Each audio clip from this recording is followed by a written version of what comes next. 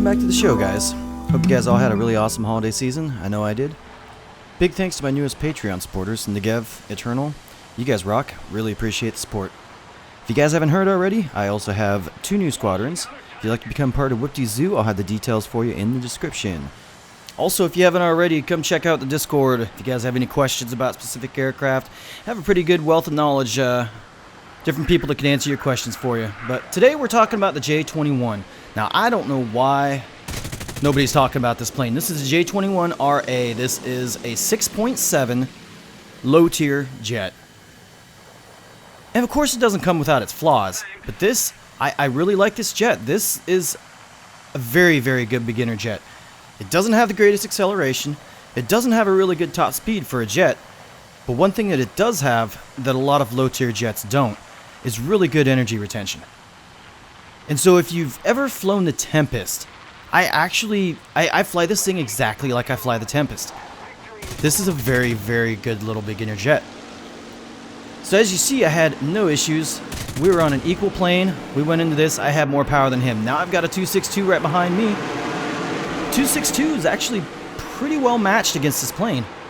It's definitely faster. As you can see, he's pulling away from me. But compared side by side, the turn rate of the two jets is about the same. You kind of think this was a turn fighter with that big tail, but it's really not the greatest turn fighter. So around this battle rating, the matches are kind of boring. They're kind of slow. You know, you have a lot of bombers that you have to chase, and you're fighting props that climb, and you're a jet that doesn't.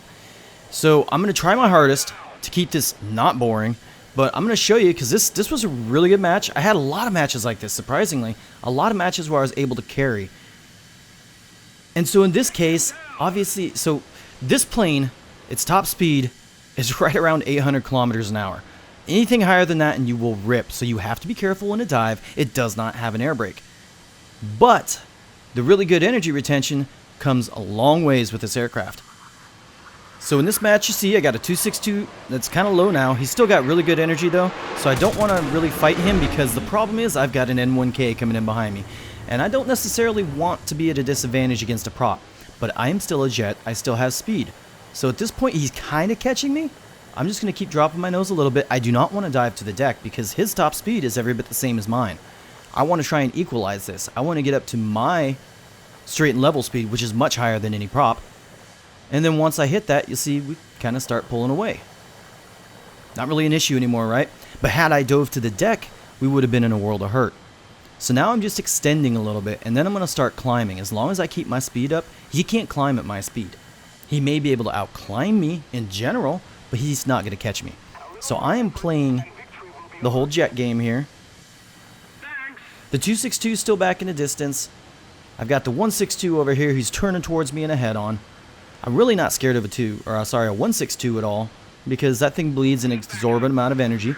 So we're going to pop a couple bullets at him in a head-on and just keep going, because if I get slow, if I start turning, the M1K, well, looks like he turned around. Now we're in a good situation. So now we're going to go ahead and turn around and try and grab some altitude at the same time. Some aircraft, this is a really bad maneuver, especially if you're flying something like the G91. You do a maneuver like this, you're going to dump all your speed. But this aircraft maintains the energy quite well. So now I'm above everybody. This is a really good situation. The N1K, he ain't going to touch me anymore. I can stall him out. I got the 262 in a distance, which he's still running, so it's not really that big of a deal. I'm going to ignore him for now. N1K, kind of not really sure what he was doing. This guy kind of becomes a bane of my game. Not that he actually, like, gets in my way, but I just can't ever kill him. I get a lot of hits on the poor guy. So ignore that it's saying reduce speed. At least it starts saying reduce speed a little too early, in my opinion. You could still go up to 800 kilometers an hour. Just don't exceed 800. But now my ATD over here has kind of put himself in a really bad situation, and the 262 is coming in. I'm going to try and get that 262 off his butt. But unfortunately, we lost the A2D. I'm guessing he didn't see him in the sun. I don't know. We're just going to extend. Both these guys were kind of turning. I know that the 1262, the material wharf guy, I got a hit on him now. I know that he has more speed than the other guy, and he's still extending, so this guy should be nice and slow. I'm going to go ahead and turn with him and see what happens. Now, as you see, it's not the greatest turn fighter. Now look behind me, I see the other 262s coming in. I'm going to drop my nose a little bit, try and pick up just a little bit more speed, and see if we can outrun the other guy. Obviously, it looks like it's not going to happen, so we're going to set ourselves up early. I know that this guy above me doesn't have a lot of speed right now, so he's not a huge threat. I can go up, and I can start fighting this other one. He gets a little bit more distance than I wanted. It gives him a chance to get a shot, but we're just going to go up. Now I know that I have more energy than that 262 this low. Problem is, I'm in a 2-on-1 scenario, and I got a J71 or a J7W in the distance, and that kind of bothers me. So I'm going to drop my nose again, and we're going to extend because I do not want to be slow against a prop. Now, yeah, these guys are going to catch me. I'm definitely not nearly as fast as they are, but it gives me just a little bit of room from the J7. Alright, so they're getting pretty close. I'm going to start dodging a little bit early. Drop our nose a little bit. Roll the wings. Here we go. So I got one to overshoot. I got the other one behind me. I've got a teammate coming in now. The other guy, unfortunately, turns the wrong direction to help me out, so things are getting desperate. I got room. The other 262's leaving, but I got a J7 still. This guy turns back in the direction that I want to go, so I'm not going to complain. Line up the guns, get a nice little crit. Almost get popped by my teammate. And we're going to extend again. That 262 is going to have a hard time getting shots now because the damage is going to make it really hard to aim. The other J7, he's coming in now. In a dive, he's going to catch me pretty easily. But the J7 doesn't really maneuver that well. It has a good roll rate, but it doesn't maneuver that well. My A2D is keeping the 262 slightly occupied. Either way, I don't have any choice. It's time to turn with the J7. As you see, fairly easy. He kind of made a little late decision there on that turn.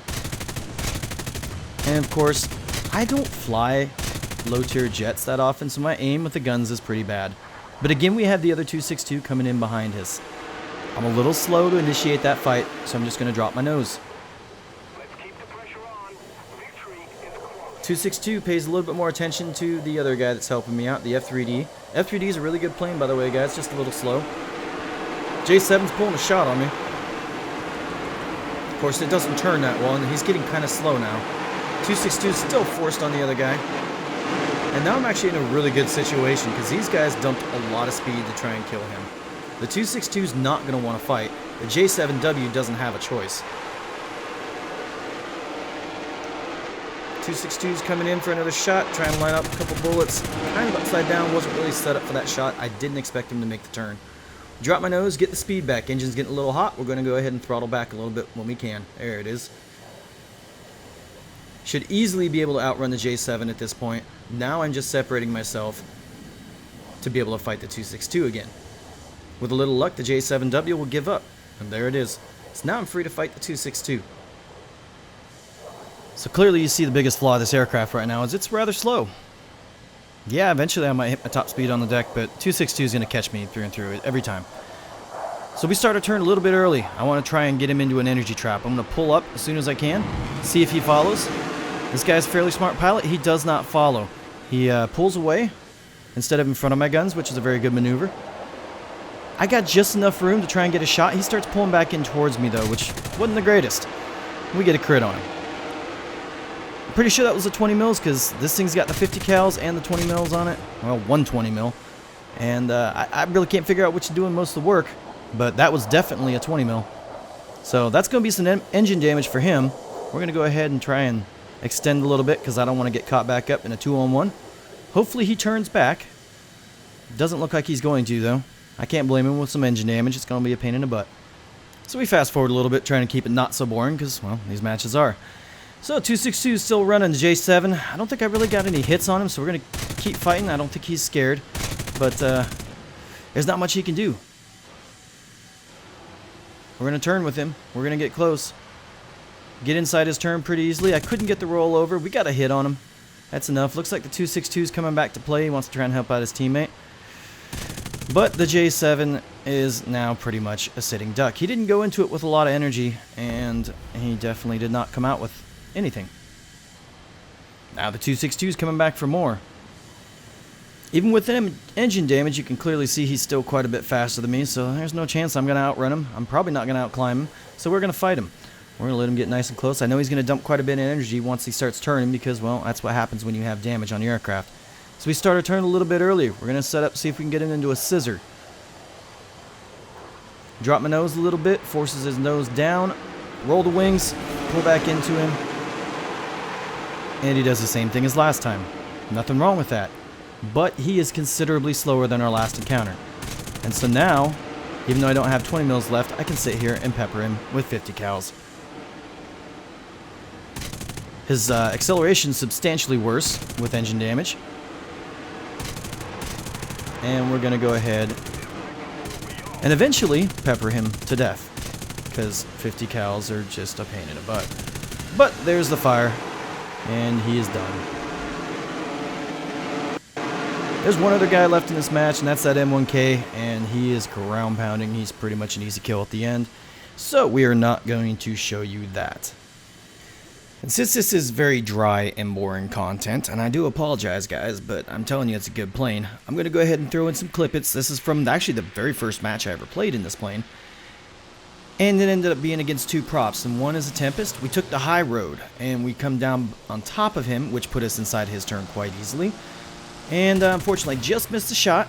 And now at this point, I know that he's going to get inside me on this turn, but I'm going to go ahead and kind of stay low, which gives me a good setup. Alright, so now we're going to pull back tight against him. And now I'm well set up for the next shot, but unfortunately there's a K4 coming in behind. So I decide to dive out, which forces the K4 to grab a little bit more speed. He's going to easily overshoot, and the Tempest is still kind of slow in the distance. So you see how I just kind of slightly drop my nose a little bit, get back up to about 500 kilometers an hour. And at 500 kilometers an hour, not many props are going to catch you, at least not easily. So now I'm actually kind of in a 3-on-1 scenario, but the Tempest still wants a piece, so we're going to kind of bait him out a little bit, because I don't know what that K4 is doing, and I don't want to lose track of him. So we're going to set up for another reversal. I go slightly into the dive, forcing him to gain more speed, and then I set up for the reversal on the dive. Drop the throttle just a little bit. I don't want to zero throttle, because it takes forever for a jet to get spooled back up. And now we're going to pull back inside him again. Not quite able to get the shot, but at this point he has fully overshot me, and he is going to give me a nice broadside shot. He's now on fire. I don't care. Not an issue. Just going to walk away from him. I don't even care if it gets stolen from me. He's gone. The K4 is still high. He's got his own people to fight. And we're just going to extend. And it's actually very easy to fight props in this plane. I'm telling you guys, you're probably going to jump in the plane and you're going to be like, this thing turns like crap. Well, yeah, it kind of does. But it doesn't make it a bad plane. Alright, so moral of the story of this plane though is abuse the energy retention. You are not the fastest plane. If you can start out with a little bit of altitude to kind of keep you safe, you know, from the guys that are faster than you, you can kind of control the fight a little bit better. I really, really like this plane now. The guns are hit or miss. It doesn't outturn everything. Fly it like a Tempest. If you've flown the Tempest before, you know exactly what I'm talking about. Anyways, as you guys work your way up the Swedish tree, you'll find this aircraft, and I think you'll really enjoy it. It's probably going to be a pain in the butt stock. I apologize, I didn't fly it stock. Yeah. Anyways, go try it out, guys. Let me know what you think. Leave me comments. Any questions? Give me a like. Give me a thumbs up. Subscribe if you haven't already. This will be the final match right here. This is actually kind of a fail. Yeah, I got bombed by an Arado in this match. I knew it was coming too. I knew it was coming. And I tried pulling away, but it wasn't soon enough. He caught me very much off guard. Normally the guys have a fuse on their bombs. This guy didn't. Oh well. Thanks for stopping by, guys. Really appreciate the support as always. Don't forget to check out the new squadrons. Information's in the description. See you around.